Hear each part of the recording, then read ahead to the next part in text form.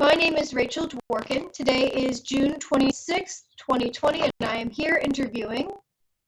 I'm Tonia Billbe. I teach second grade at Divin Elementary School in Elmira, New York. Okay, and this is for the COVID Memory Project. So, Tonia, you've been teaching online now for how long? Well, March 17th till June 17th, actually.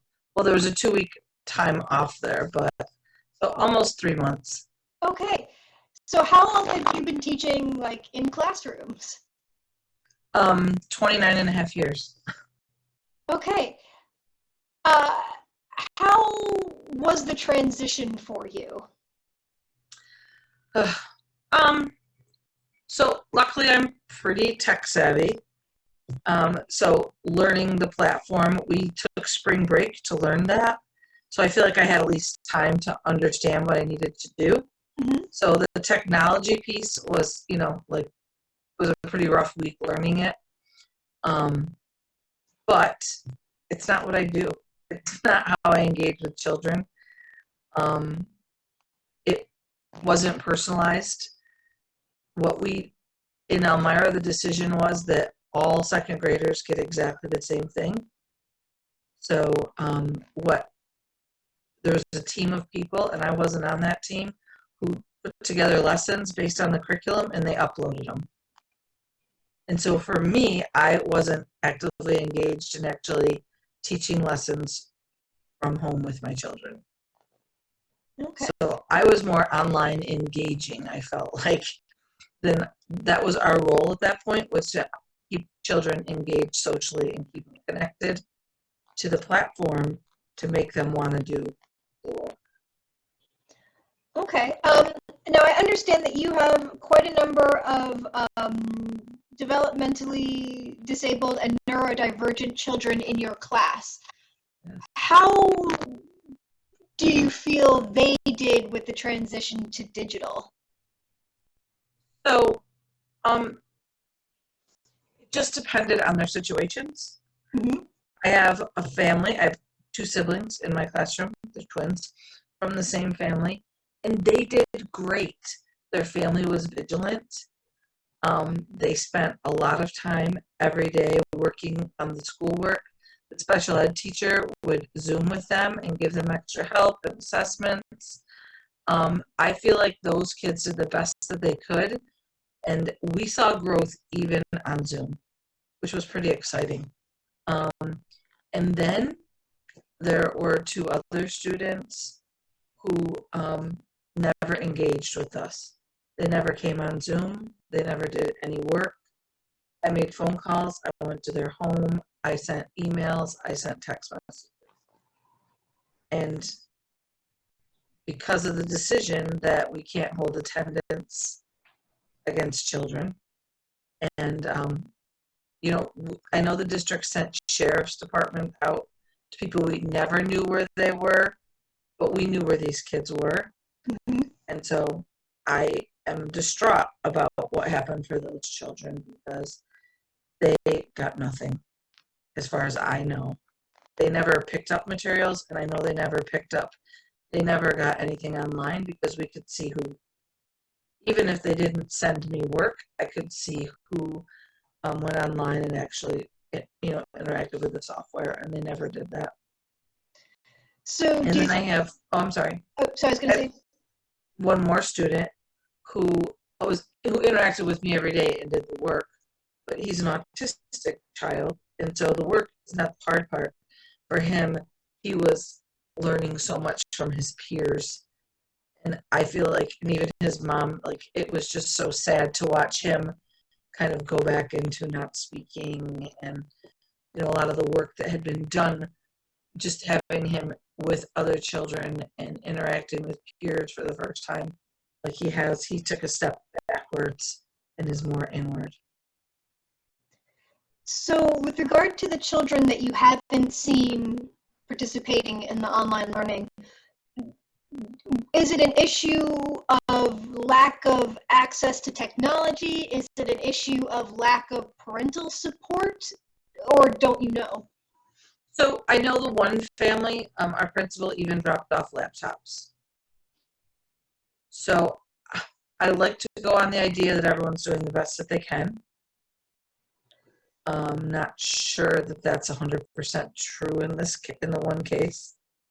Um, I guess I'm gonna go with, for one family, it's just lack of support, and for another family, I think they're probably doing the best that they could at the time. The family was working within their possibilities. Okay. So, do you feel that this has been successful as a way to educate people? Or, No, no, I feel like this was a way to handle an emergency situation we had not planned for.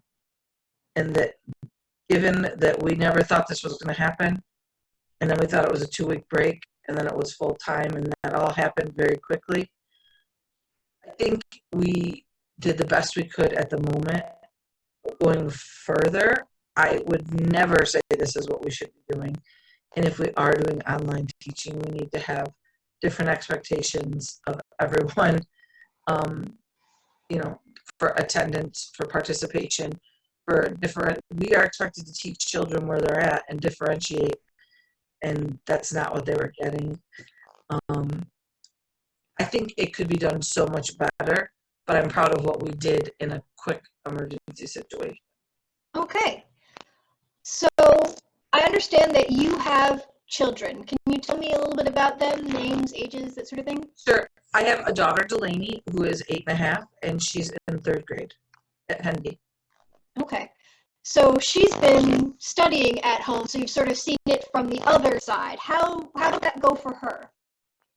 So, um, I should. Schoolwork is pretty easy for Delaney. Um, and so honestly, it was challenging in that it wasn't challenging enough for her. She often had her work done in the first hour, and then she would Zoom. I Zoomed at 10, she Zoomed at 11. It was a lot of downtime for her, and that she loved interacting with her teacher. She loves her teacher and her classmates, but it just wasn't enough. And then as a parent saying, okay, but let's practice this, and she said, no, there's my work, it's done. Um, she really needed more.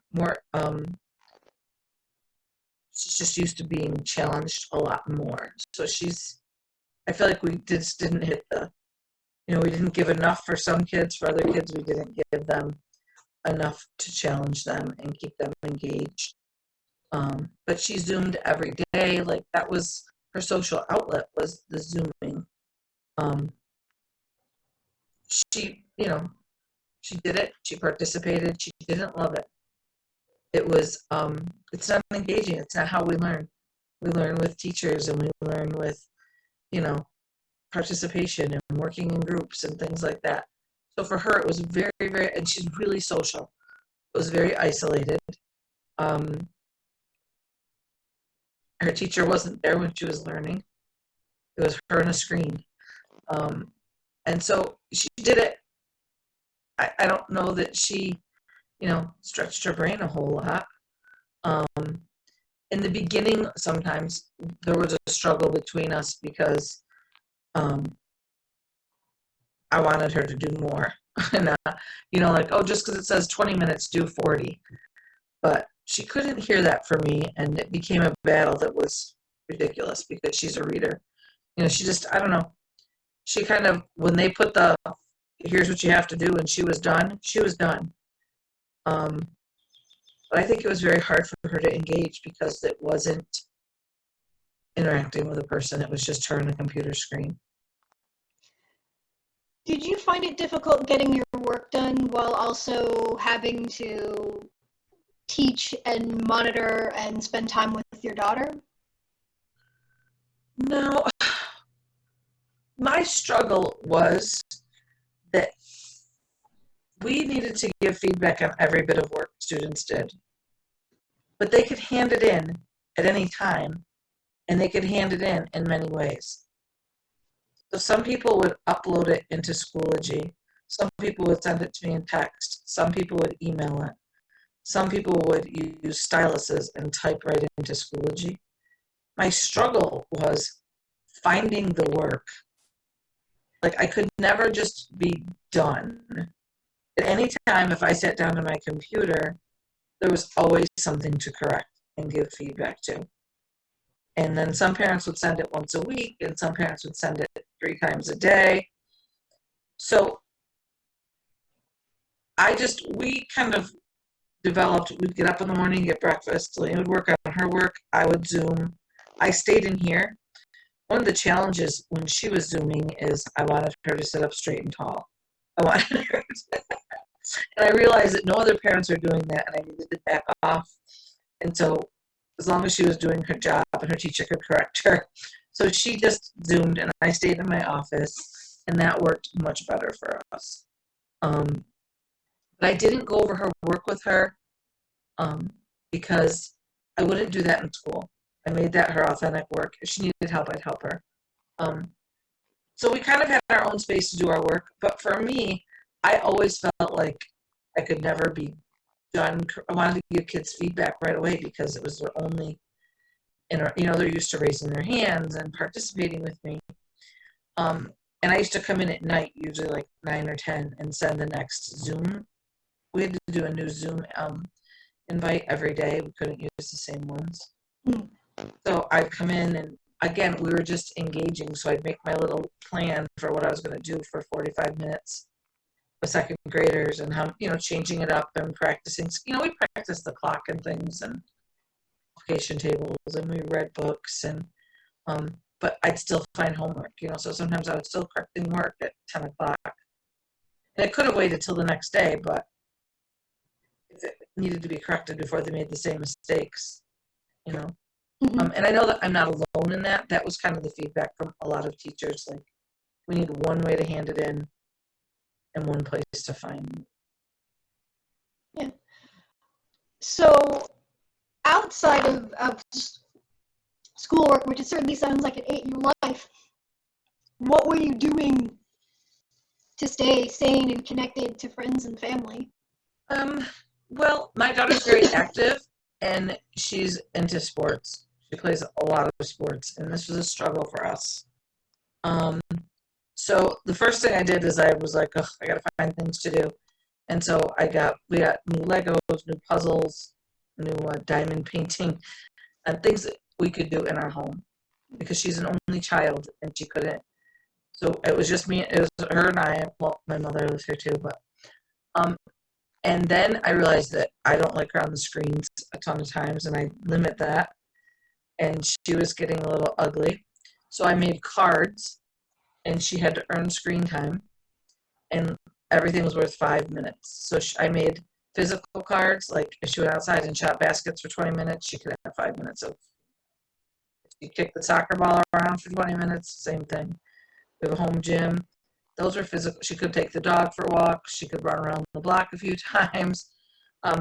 Then I did brain work, and that was puzzles and drawing, reading. But everything was 20 minutes. And any 20 minutes she did of brain work, she also got 5 minutes of screen time. And I did physical work, and that was things like housework, like sweeping and carrying laundry and taking garbage out, jobs that she does, putting the dishes away, things like that. That way she was kind of being rewarded, but she wasn't just laying around all day. Because the other thing is, I'm not used to entertaining her. She's very social and she's very athletic. We're usually running around from sports to friends' houses. So it worked. She had a lot of cards. She could only do up to an hour a day, but she could bank times. So sometimes she'd get up and she's sweeping the floor, and but she had a lot of choice, and that really worked for us. Mm-hmm. I didn't have to tell her what she had to do. And then one of her softball parents got together and they did a Zoom meeting with the girls. Mm-hmm. so they could all get together and talk. And another saver for us is that she's on Kids Messenger. I don't know if you're familiar with that. No. It's kind of like it's through Facebook Messenger, Mm-hmm. but she can only speak to people that I allow her to speak with, and they have to be friends with me. Ah, okay. So it's only parents that I know their kids.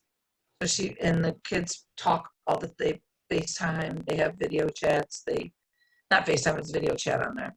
And they text. And that helped a lot because she could still talk to them and see them. But it was a struggle. It was a huge struggle for her. So you mentioned that your mom lives with you. How old is she? My mom is 75 and she has an apartment in our home. So how is she doing? You know, she's part of the risk group age-wise. Right. So that was part of the reason we were vigilant. Because she is 75 and we're very, very strict about even when people were breaking rules, we weren't breaking kind of the suggestions. We didn't. My mom is used to being home. Being home wasn't as much of a struggle for her, Mm-hmm. but she wasn't used to us being home all the time. But it got antsy. Once in a while, we'd take a ride in the car, just to get out and see the world. But she still is very careful. Like, doesn't go out to restaurants, doesn't, she's out minimally. My brother is a prison guard, and we usually see his family all the time, but we all made the decision that we couldn't see them because of the possibility of carrying COVID home to my mom. So how have you been staying in touch with him so that, you know?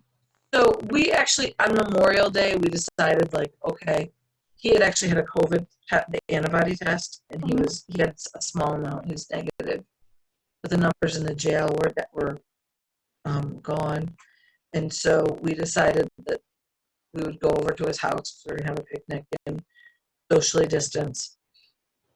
But other than that, just phones. I mean, and his son and my daughter are best friends. They're really, really missing each other, and she was missing her grandchildren too. So we do see them once in a while now, probably once a week, and still very careful. Luckily I'm a teacher. I have hand sanitizer and chloroquine. There's probably the best supplies for something like this. But it's been a challenge to shut off a very important part of our family, who honestly live 2 miles down the road. And we're like, you can't come in, you can't come over. And it was very, very hard. It was hard on them, it was hard on us. But we knew it was the best thing to keep my mom safe. Do you have anything that you would like to add about any part of what we've discussed, or anything that we haven't discussed that you think we should touch on? I guess the one thing I didn't, as an educator, when you go to online teaching, it's the haves versus the have-nots. In all honesty, like, it was okay for my kid because we have multiple computers, we have good online service. She knows how to access it. I know how to access it. When she ran into trouble, I could help her. Mm-hmm. So her experience is very different than kids who have parents who aren't good. They weren't good in school. They don't know technology. They don't have good internet. They don't have good devices. A lot of the kids have tablets, but they're not really working with our software. And that I feel like online learning is the great divide between the kids who are the haves and the kids who are the have-nots. And we can give kids laptops. We know we've done this. We've dropped laptops off to parents, and the kids are still not engaging. And we can't close that gap with online learning. So do you think that next year there'll be a more pronounced gap in terms of where the kids are coming off of this between the haves and the have-nots, starting when you come back next year? Yes, absolutely. In my own classroom, my most needy students, the lowest academic students, are also the ones who didn't engage. So they were already at a deficit, Mm-hmm. and now there's going to be a bigger one because they didn't engage at all, I believe. But I just think that internet access and actually just knowledge of how to maneuver online and how to get what you need, and it's not easy. It wasn't easy for some platforms. Like, you had to go through Chrome, and if you didn't have Chrome, it was a problem. And people got. I had a parent text me 26 times in one day. A very capable parent, but he was so frustrated with passwords and things like that. You know, it was really frustrating. And you know, we wrap around kids, and teachers wrap around kids. We try to give them what they need. And unless they, you know, I can't go in their homes and start their computers and sit the kids down. And, you know, and honestly, what they're getting online, what they were getting online was basic. It wasn't great, enriching. It was the best we could do at the time. So I think of what they could have had in school, what was out there for them, and then they got, and that's a problem. And I really believe it cuts right across the economic lines. And do you know what's coming for next year? Do you know if they've got a plan yet in place? My understanding is they had 6 plans. Oh, wow. 6 kind of what ifs, depending on what the laws are or the guidelines or whatever. So we have no clue. Each one kind of presents problems. If we go back full time, we could have sickness. If we're online only, you have the deficit between who shows up and who doesn't. If we do the hybrid thing where it's a couple days in school, a couple days out of school, who takes care, who's providing childcare? And now you have families who live paycheck to paycheck, if that, and now they have to find childcare. Busing is an issue. We have half of our students ride buses. How does that become safe? I have a small classroom. I don't see 6 feet apart. I don't have enough room in my classroom for 6 feet apart. I think it's problematic on no matter what we come up with. My understanding was they needed 6 different solutions, and then whatever was happening in the world at that time. But I'm not privy to any of, like I just told you what some of the scenarios were. Another one is like they wouldn't go to art teacher would come to them, either probably by Zoom even, because that art teacher would be, they don't want them to interact with all the kids in the same. So, I mean, even in hallways, I don't know how you walk kids 6 feet apart in a hallway. We have pre-K in our building, and even just trying to get them from one place to another is hard enough. You know, they're looking all over the world. When you try to put them 6 feet apart, you can't get down a hallway without losing some of them. So I don't know. I know that it's more cleaning protocols, more hand washing. I've been reading what other people, I follow some different groups and there's people who are going back to school now in other states. In some states, some people, if you're 3rd grade or above, you have to wear a mask. 2nd grade below, you don't. Other ones, it was 2nd grade and up, you wear a mask. I know some places in Florida, they're just going back normal. So I think it's just, I don't even know what the best option is. I don't know what the best option is for my own child. I don't know. At one point, after the 3 weeks, we were trying to figure out if we were going back. I was trying to make a decision as if I thought it was safe enough to send it and not bring it home, knowing that it doesn't hit kids as much, but knowing my mom lived here and my daughter's asthmatic, like, would it be safe for her? You know, now I don't feel that way as much because if her friends go back and she doesn't, she's going to mentally not be able to handle that. Like, she was so missing her friends that we'd just go and stand in the road outside of her best friend's house, and one would stand in the yard and the other one in the road so they could just see each other because they missed each other so much. So I don't know. It's just not. We have to be able to do it better if we're going to do it this way. But I would also say that I don't think teachers have been on any of the decision making.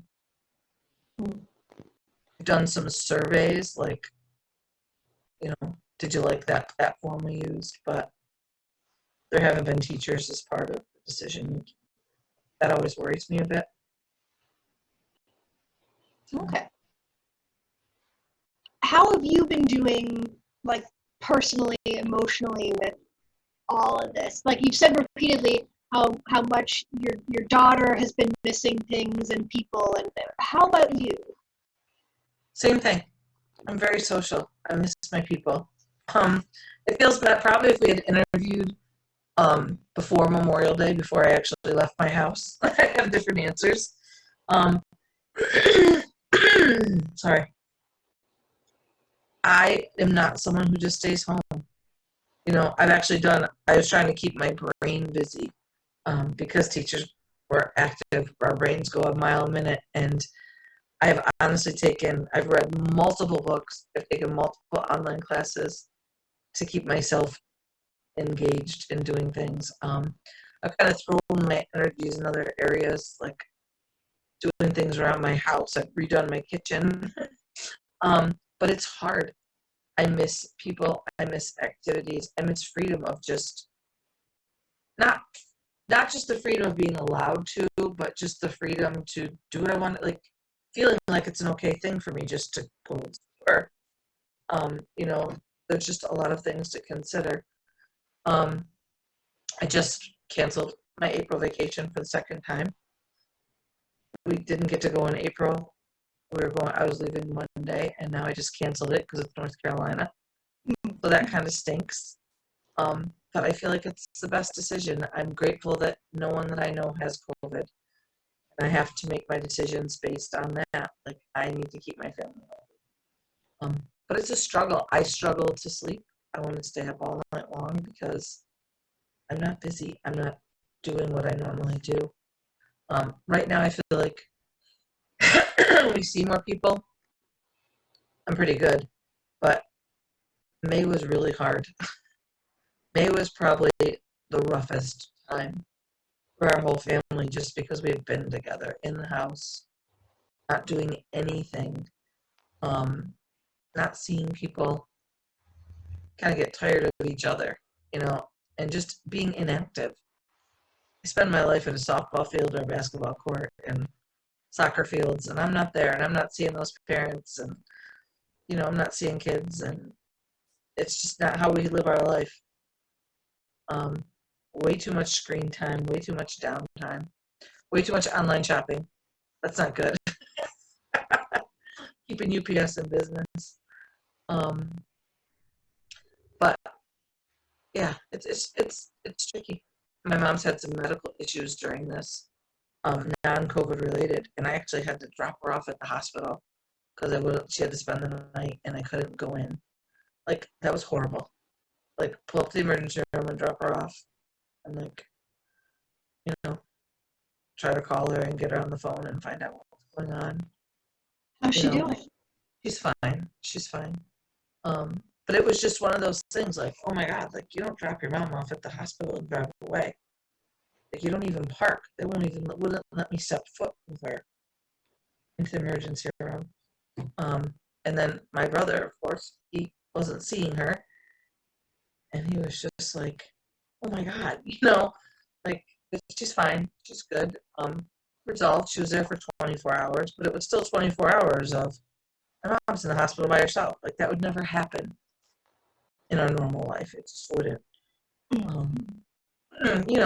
It's just strange. It's weird things like that.